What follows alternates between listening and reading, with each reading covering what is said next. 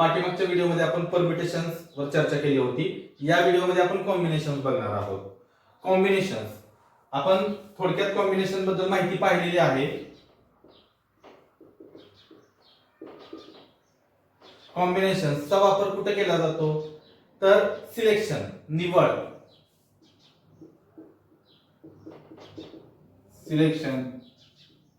निवड करताना विशिष्ट गोष्टींमधून विशिष्ट गोष्टींची निवड करायची आहे तर त्यांनी दिलेल्या अटीप्रमाणे निवड किती प्रकारे होईल वगैरे आपण सिलेक्शन साठी कॉम्बिनेशनचा वापर करत असतो. तर फॉर्म्युला पाहूया आपण कॉम्बिनेशनचा काय आहे. तर कॉम्बिनेशनचा फॉर्म्युला आहे NCR is equal to n factorial upon r factorial into n minus r factorial असा फॉर्म्युला आहे. थोडक्यात आपण ऍप्लिकेशन बघूया, फॉर्म्युल्याचं ऍप्लिकेशन करून बघूया. एखादं उदाहरण घेऊ आपण की 12C3 कॉम्बिनेशन बघतोय आपण. 12C3 आपण फॉर्म्युल्याचा वापर करू.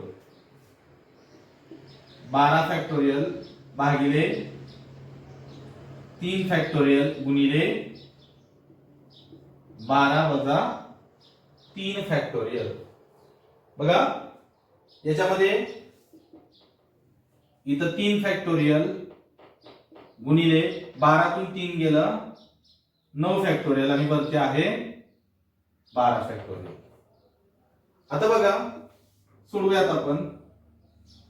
खाली 3 फॅक्टोरियल तर मी 3 गुणिले 2 गुणिले 1 असं लिहितो आणि गुणिले 9 फॅक्टोरियल आहे असं लिहितो आणि वरचं 12 गुणिले 11 गुणिले 10 गुणिले 9 फॅक्टोरियल लिहितो. कारण फॅक्टोरियलचा अर्थ 1 पर्यंत गुणाकार. आता 12 फॅक्टोरियलचा अर्थ 12चा क्रमवार उतरत्या क्रमानं सर्व संख्यांचा 1 पर्यंतच्या सर्व संख्यांचा गुणाकार. 12 गुणिले 11 गुणिले 10 गुणिले 9 8 7 6 होत जाणार आहे. मात्र 9 पासून पुन्हा 1 पर्यंतचा गुणाकार होणार आहे. मी इथं 9 ला फॅक्टोरियल दिलं का तर छेदामध्ये 9 आहे, 9 फॅक्टोरियल आहे. मी याला हे कॅन्सल करू शकतो, वरती काय राहिलं बघा 12 गुणिले 11 गुणिले 10 आणि खाली राहिलं 3 गुणिले 2 गुणिले 1. ही कंडिशन प्रत्येक वेळी येते आणि त्यामुळे इथं आपल्याला एक शॉर्टकट मिळते.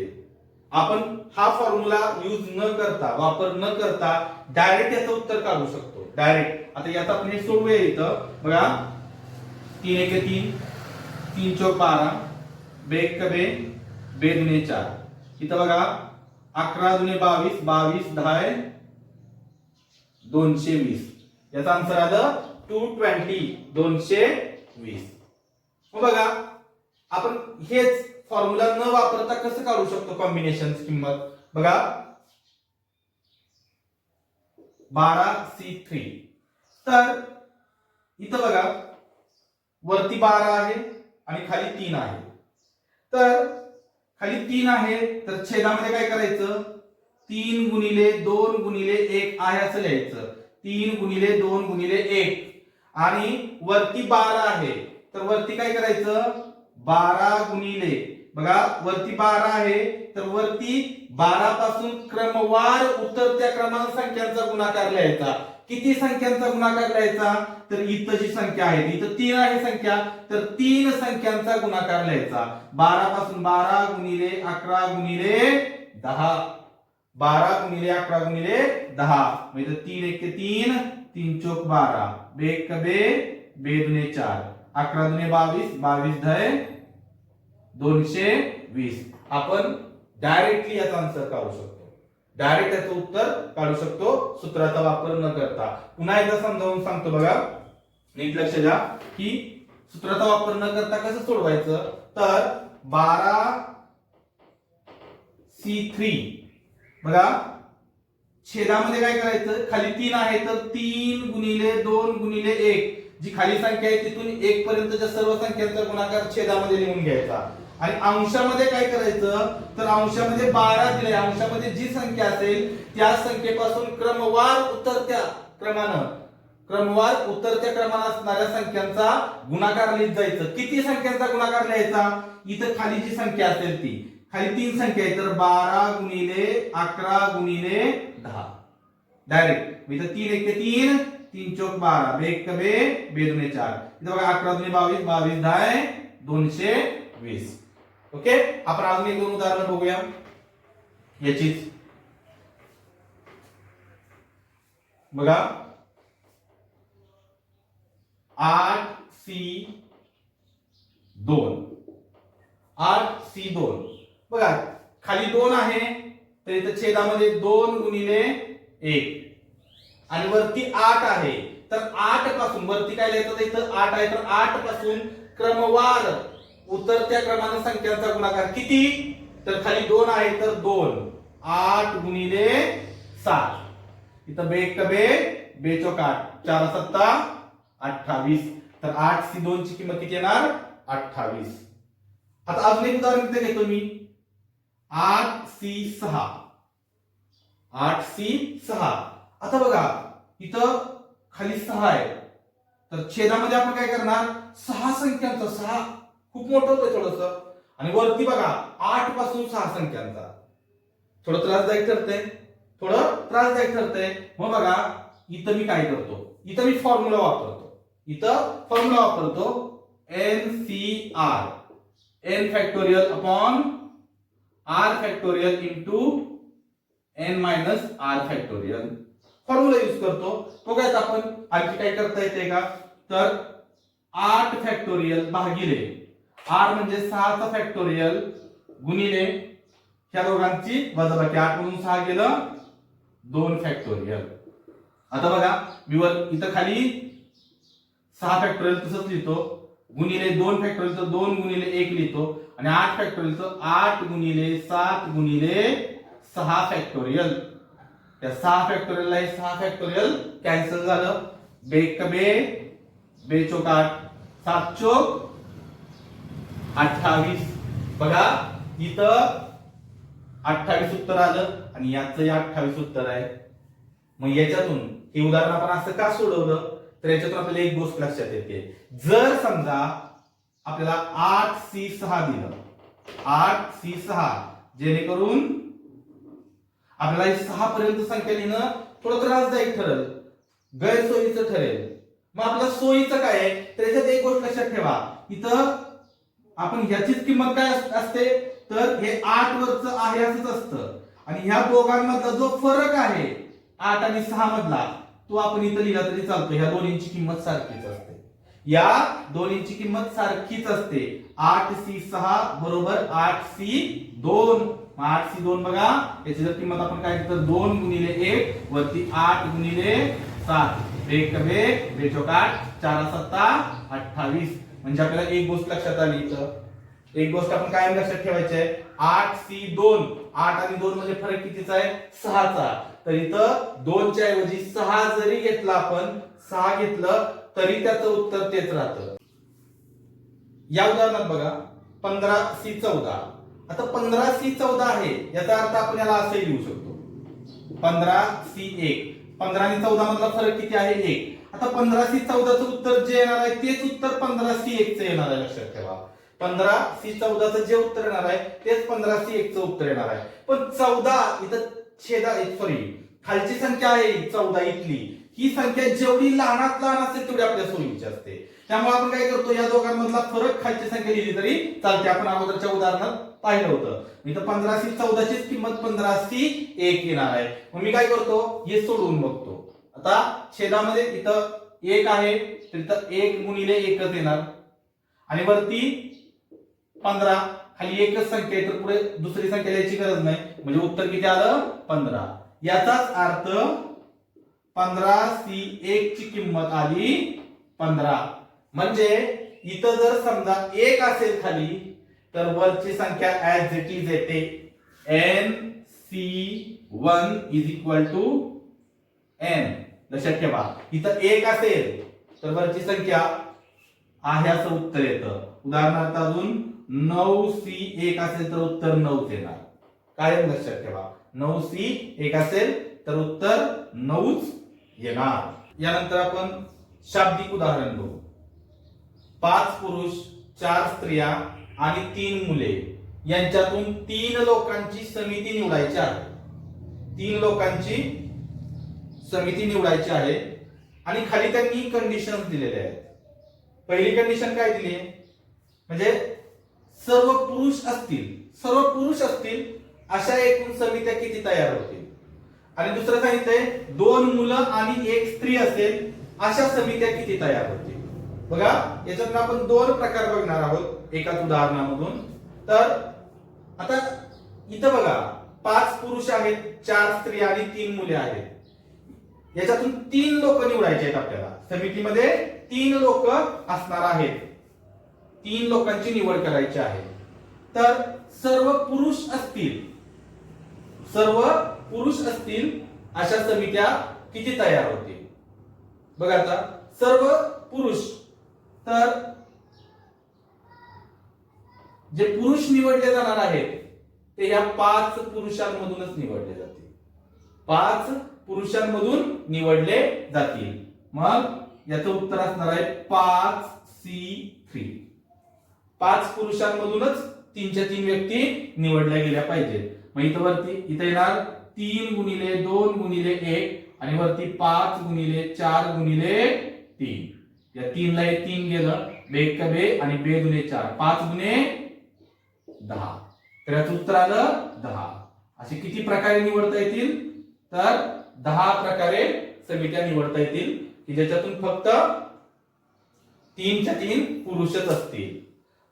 दुसरी कंडिशन काय आहे, 2 मुलं आणि 1 स्त्री असेल अशा समित्या किती तयार होतील. 2 मुले आणि 1 स्त्री. बघा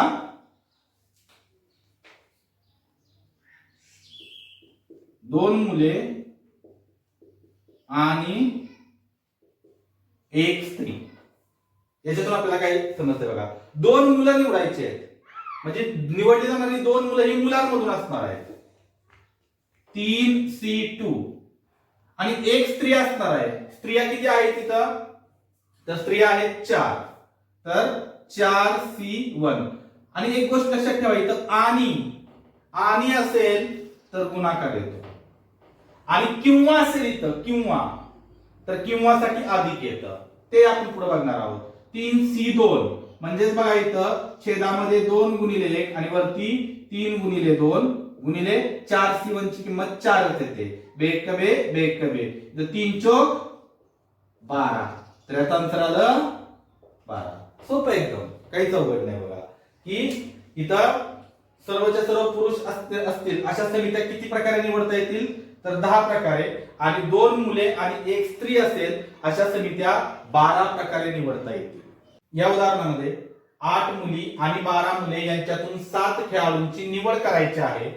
कमीत कमी 6 मुली असतील अशी निवड किती प्रकारे करता येईल. उदाहरणामध्ये कंडिशन दिली आहे बघा, कमीत कमी 6 मुली. कमीत कमी 6 मुली याचा अर्थ अगोदर आपण समजावून घेऊ. कमीत कमी 6 मुली म्हणजे काय, तर त्या संघामध्ये 7 जणांच्या संघामध्ये कमीत कमी 6 मुली पाहिजेतच. कमीत कमी 6 मुली पाहिजेत, त्यापेक्षा कमी नको आहेत. जास्त चालतील पण 6 पेक्षा कमी नको आहेत. कमीत कमी 6 पाहिजेत, त्याच्यापेक्षा जास्त असतील तरी चालतील पण 6 पेक्षा कमी नको आहेत. मग अशी कंडिशन कशी होईल बघा, तर 7 खेळाडूंची निवड करायची आपल्याला. 7 एकूण 7 खेळाडू आहेत, तर त्यामध्ये कमीत कमी 6 मुली पाहिजेत. म्हणजे जर 6 मुलींची निवड केली आपण तर 7 जणांचा संघ होण्यासाठी 1 मुलगा घ्यावा लागेल आपल्याला आणि 1 मुलगा. 6 मुली आणि 1 मुलगा, 7 जणांचा संघ झाला. त्यानंतर आपण कमीत कमी 6 मुली म्हटलंय अशी एक निवड होईल, किंवा कमीत कमी 6 मुली म्हटलंय तर जास्तीत जास्त 7 ही चालतील. कमीत कमी 6 पाहिजेत, 7 असतील तरी चालतील. 7 मुली. आता 7 मुलींची निवड झाली तर मुलगा निवडायची गरजच नाही, कारण 7 जणांचा संघ तयार होतोय. मग बघा 6 मुली आणि 1 मुलगा. 6 मुली. आता 6 मुलींची जी निवड होणार आहे ती मुली किती आहेत, 8 मुलींमधून होणार आहे. म्हणजे 8C6 आणि म्हणजे गुणिले एक मुलगा, एका मुलाची निवड मुलांमधून होणार आहे. मुलं किती आहेत? 12. तर 12C1 किंवा किंवा म्हणजे अधिक, हे कायम लक्षात ठेवा. किंवा आलं की अधिक येतं, प्लस आणि आलं की गुणिले येतं. मग किंवाच अधिक इथं येणार आणि 7 मुली निवडायचे. 7 मुली, या मुलींमधूनच निवडल्या जाणार 8C7. मग बघा आता इथं 8C6 आहे. 8 आणि 6 मध्ये फरक कितीचा आहे? 2चा आहे. मग हिला 8C2 असं आपण लिहू शकतो. कारण खाली कमीत कमी लहानात लहान संख्या असेल ती आपल्या सोयीची असते. गुणिले 12C1 ची किंमत असते 12. इथं 1 आलं की ती संख्या ऍज इट इज येते. प्लस 8C7, 7 मोठं होते. 8 आणि 7 मध्ये फरक आहे 1 चा. मग 8C1 होईल. मग बघा आता इथं 8C2, 8C2 इथं मी खाली 2 गुणिले 1 लिहितो. आणि खाली 2 आहे तर वरतून उतरत्या क्रमाने संख्यांचा गुणाकार किती? 2 संख्यांचा. 8 गुणिले 7 गुणिले 12 अधिक 8C1 ची किंमत येते 8. बेक बे बेचोक 8. 4 7 28 अधिक 4 7 28 गुणिले 12 अधिक 8. 28 आणि 12चा गुणाकार जर केला आपण तर 12 8 96 हात 4 9 12 दुणे 24 आणि 9 33 अधिक 8 336 अधिक 8 344. 344 प्रकारे त्यांची निवड करता येईल. यानंतरच्या उदाहरणात बघा 4 पांढरे व 5 पिवळे मणी आहेत. त्यातून 5 मण्यांची माळ तयार करायची आहे. जास्तीत जास्त 2 पांढरे मणी असणाऱ्या माळा किती प्रकारे तयार करता येतील? 2 पांढरे मणी असणाऱ्या माळा किती प्रकारे? बघा जास्तीत जास्त आता मगाशी कमीत कमी होता, आता जास्तीत जास्त आलेला आहे. जास्तीत जास्त 2 पांढरे मणी म्हणजे काय? तर 2 पेक्षा जास्त नको आहे. जास्तीत जास्त 2 पांढरे मणी पाहिजे, 2 पेक्षा जास्त नको आहे. मग जास्तीत जास्त 2 चालतील. 1 असला तरी चालेल आणि नसला तरी चालेल. लक्षात ठेवा कमीत कमी किती, पण जास्त 2 पेक्षा जास्त नको आहे. मग अशा माळा बघा एकूण आपल्याला 5 मण्यांची माळ बनवायची आहे. तर पहिल्यांदा बघा जास्तीत जास्त 2 पांढरे मणी. मग काय होईल बघा 2 पांढरे आणि 2 पांढरे आणि 5 मण्यांची माळ बनवायची आहे. 2 पांढरे आणि 3 पिवळे असं एक होईल. किंवा किंवा 1 पांढरा आणि 4 पिवळे किंवा 5ही पिवळेच. पांढरा नसला तरी चालतोय. बघा जास्तीत जास्त 2 पांढरे मणी पाहिजे. 2 पांढरे मणी घेतले तर 3 पिवळे घ्यावे लागतील, कारण 5 मण्यांची माळ बनवायची आहे. 1 पांढरा घेतला तर 4 पिवळे घ्यावे लागतील, 5 मण्यांची माळ बनवायची आहे. किंवा 5च्या 5 आपण पिवळे मणी घेऊ शकतो. मग बघा आता 2 पांढरे मणी निवडायचे. तर 2 पांढरे हे 4 पांढऱ्यांमधून निवडले जाणार.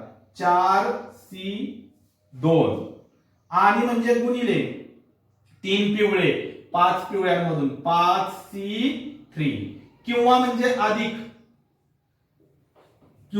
अधिक एकच पांढरा निवडायचा आहे. 1 पांढरा 4 मधून 4C1 आणि म्हणजे गुणिले 4 पिवळे 5 मधून 5C4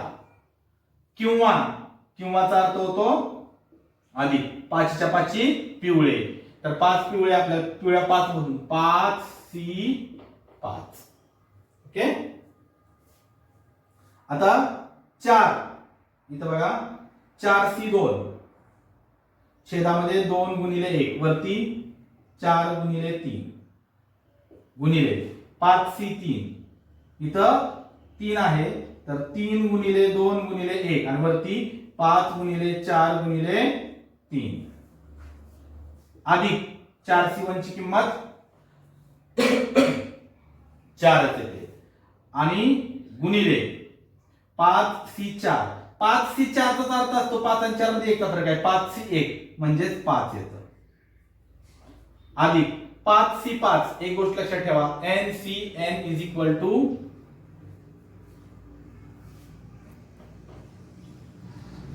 1, तर त्याची किंमत 1 येते 5C5 ची. आता बघा, बेक का बे, बे दुने 4, 3 एके 3, 3 एके 3, किती आले बे त्रिक 6 गुणिले 4 पंचे 20 अधिक 4 पंचे 20 अधिक 1, इथं 20 सक्क 120 अधिक 20 अधिक 1, 120 आणि 20 40 आणि 141. हे आपलं फायनल आन्सर आहे.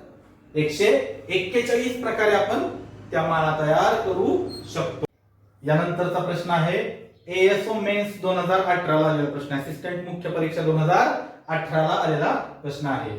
जर एका विशेष मुलाचा कायम समावेश करायचा असेल आणि 2 विशिष्ट मुलांना नेहमीच वगळायचे असेल तर एका प्रकल्पाचे काम पूर्ण करण्यासाठी 15 मुलांमधून 3 मुलांची निवड किती प्रकारे करता येईल. प्रश्न वाचला की थोडा आपल्याला गोंधळल्यासारखं होईल, पण थोडासा शांत विचार केला तर बघा, काही गोष्ट जर आपल्याला क्लिअर असेल, आपण अगोदर सगळं उदाहरण नीट वाचलं तर हे उदाहरण एकदम इझी आहे. फक्त वाचताना आपल्याला असं वाटतं की आपल्याला जमणार नाही किंवा गोंधळाची अवस्था होऊ शकते. तर बघा, एका विशेष मुलाचा कायम समावेश करायचा असेल आणि 2 विशिष्ट मुलांना नेहमीच वगळायचे असेल. आता 2 मुलांना नेहमी वगळायचं आहे, 2 मुलांना नेहमीच वगळायचं आहे. किती मुलांमधून? 15 मुलांमधून. बघा आता, या 15 मुलांमधून 2 मुलांना नेहमीच वगळायचे आहे. खाली किती राहिली मुलं? 13. एक गोष्ट फिक्स आहे, 2 मुलांना नेहमी, 2 विशिष्ट मुलांना नेहमीच वगळायचे आहे. ते वगळले जाईल 15 मुलांमधून. 15 मुलांमधून 2 मुलं वगळली तर राहिली मुलं किती? 13. आता या 13 मुलांमधून आपल्याला 3 मुलांची निवड करायची आहे, पण त्यांनी वरती एक कंडिशन दिली, एका विशेष मुलाचा कायम समावेश आहे. आता या 13 मधला एक मुलगा आहे ना, तो ऑलरेडी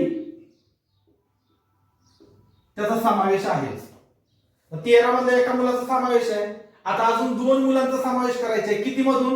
13 मधला एक मुलाचा समावेश इकडे गेला, शिल्लक राहिली किती? 12 मुलं. आणि 12 मधून कितीचा समावेश करायचा आपल्याला? 2 मुलांचा. बघा, तिघांचा समावेश करायचा आहे. एकूण 15 मुलं आहेत, त्यामध्ये कंडिशन दिली 2 विशिष्ट मुलांना नेहमीच वगळायचं आहे. मग ते वगळलेले, ही 2 मुलं वगळलेली आहेत, लक्षात ठेवा, वगळलेले. तर 15 मधून 2 गेले, 13 राहिले. 13 मुलांमधून आता 3 मुलांची निवड करायची आहे, पण त्यात पण एका विशेष मुलाचा कायम समावेश करायचा आहे. त्यातला एक हा विशेष मुलगा आहे, त्याचा कायम समावेश झाला. हे 13 मधले एक मुलाचा कायम समावेश झाला, राहिली 12 मुलं. आणि त्या 12 मधून 3 कंप्लीट होण्यासाठी 2 मुलांची निवड करायची आहे. 12 मधून 2 ची निवड ती कशी होती? 12C2 म्हणजे 12 गुणिले 11. इथं 2 संख्या आहेत बघा, 12 आणि 11चा इथं गुणाकार 2 संख्या असल्यामुळे खाली 2 आहे, ते 2 गुणिले 1, बेक बे आणि बेसक्क 12. उत्तर आलं 66. 11 66. तर 66 प्रकारे, 66 वेळा किंवा 66 प्रकारे आपण त्याची निवड करू शकतो. 66 प्रकारे निवड करू शकतो. हा प्रश्न आलेला होता असिस्टंट मुख्य 2018च्या परीक्षेला आलेला प्रश्न. प्रश्न सोपा आहे, फक्त वाचल्यानंतर आपल्याला समजणं गरजेचं आहे. पुन्हा एकदा समजावून सांगतो, एका विशेष मुलाचा कायम समावेश करायचा आहे आणि 2 विशिष्ट मुलांना नेहमीच वगळायचे असेल तर एका प्रकल्पाचे काम पूर्ण करण्यासाठी 15 मुलांमधून 3 मुलांची निवड किती प्रकारे करता येईल. बघा, पुन्हा एकदा सांगतो, एकूण मुलं आहेत 15, एकूण मुलं आहेत 15. तर या 15 मुलांमधून आपल्याला 3 मुलं निवडायचे, पण कंडिशन दिली काय?